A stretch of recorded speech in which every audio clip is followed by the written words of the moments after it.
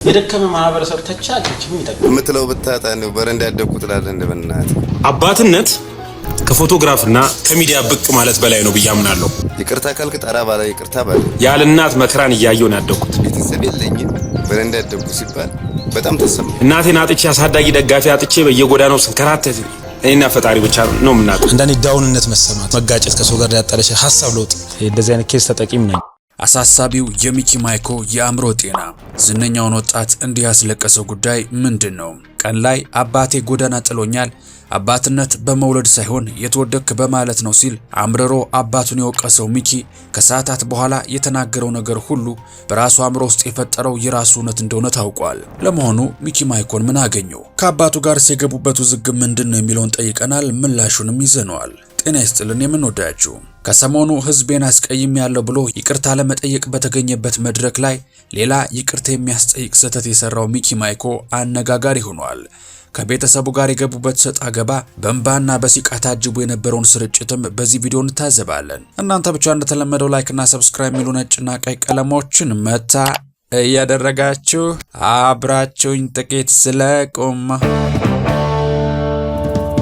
በስሜት መዋዠቅ የአእምሮ ህመም ተጠቅቼ ነበር የሚለው ሚኪ ማይኮ ከህዝብ ጋር የነበረውን ቅያሜ ለማጥፋት የይቅርታ ጥያቄ በጠየቀ ማግስት ከወላጅ አባቱ ጋር በሶሻል ሚዲያ ክፉ ደግ ሲነጋገሩና ድንገተኛ የሆነ ውዝግብ ማስነሳታቸው ሰሞንኛ መነጋገሪያ ሆኗል። ሚኪ ከዓመታት ረፍት በኋላ ወደ ሚዲያ ብቅ በማለት ቀደም ሲል ለሰራቸው ድርጊቶችና ላልተገቡ ንግግሮቹ ተመልካቹን ይቅርታ ጠይቆ ነበር።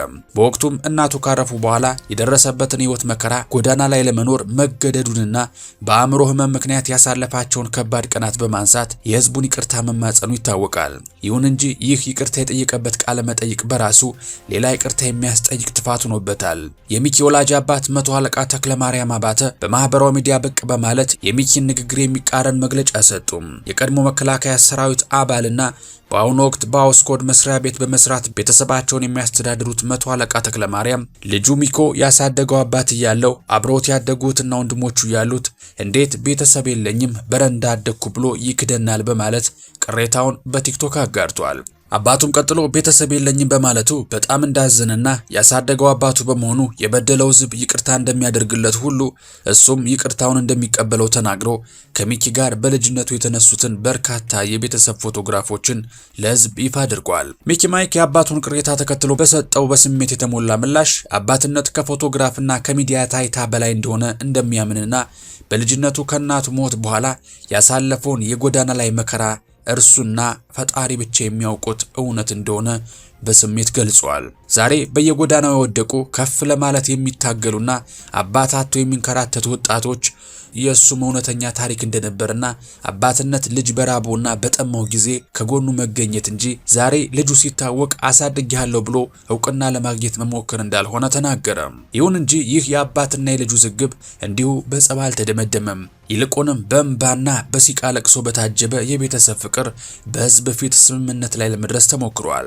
በትላንትናው ዕለት ሚኪና አባቱ መቶ አለቃ ተክለማርያም በጋራ በመሆን የቲክቶክ ላይቭ ላይ ተገኝተው መጠነኛ ክርክር ካደረጉ በኋላ ሚኪ ማይኮ ጎዳና ላይ ወድቄ ነበር ያልኩት በአንድ ወቅት ከእናቴ ሞት በኋላ በገጠመኝ ህይወት ክፍል እንጂ አሳዳጊ አጥቻ ላይም አባቴን መካድ ፈልጌ አልነበረም በማለት አባቱን ይቅርታ ከመጠየቅ አልፎ በቀጣይ ወላጅ እናቱ በህይወት ባትኖርም አባቱን ግን የሚክስበት ጊዜ ሩቅ እንዳልሆነ በመናገር በመካከላቸው የነበረውን አለመግባባት በእርቅ ለመፍታት ወስነው ታርቀዋል። ቡና እማፈላው አጣው ስል ኮምቦልቻ ከሚሴ ስትሰራ መኪና ላይ ቡና በዚህ ፈንድሻ ባንድ ኪስህ ይዘህ የመጣኸውን አረሳም መቼም ቢሆን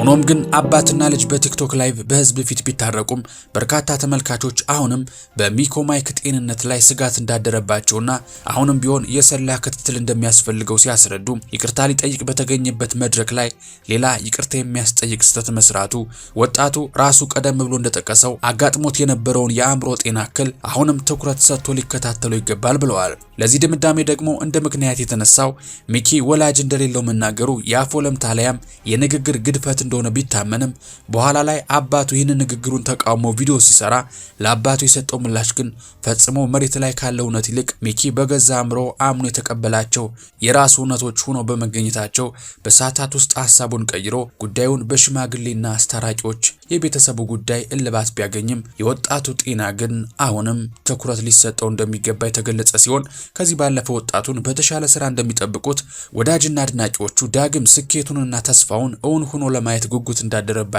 ወዳጆቹም አልሸሸጉም። ወዲህ ደግሞ ከሰሞኑ የታዘብነውን ሌላ የሚያስቀናና አንጀት የሚበላ የአባትና የልጅ ፍቅር እናንሳ። አባት ታምራት ደስታ ከዚህ ዓለም በሞት ከተለየ ዓመታት ቢነግዱም ከዓመታት በኋላ ልጁ ድላዊት ታምራት ደስታ በቲክቶክ ገጿ ላይ ያጋራችው መልእክት የብዙዎችን ትኩረት ስቧል። ድላዊት አባቷ ከዚህ ዓለም በሞት ከተለየ በኋላ ያለፈችበትን የህይወት ምዕራፍ የሚያስታውስ መልእክት ያዘለ ቪዲዮ ለብዙዎች አጋርታለች። አባቷ ካረፈ በኋላ ብዙ ነገሮች መቀየራቸውን የተናገረችው ድላዊት አባቷ ከተለያት በኋላ ትምህርቷን አጠናቃ መመረቋን፣ ስራ መያዟን፣ ትዳር መመስረቷንና አሁን ደግሞ የወንድ ልጅ እናት መሆኗን አጠገቧ በስጋ ለሌለው አባቷ ታውገዋለችም።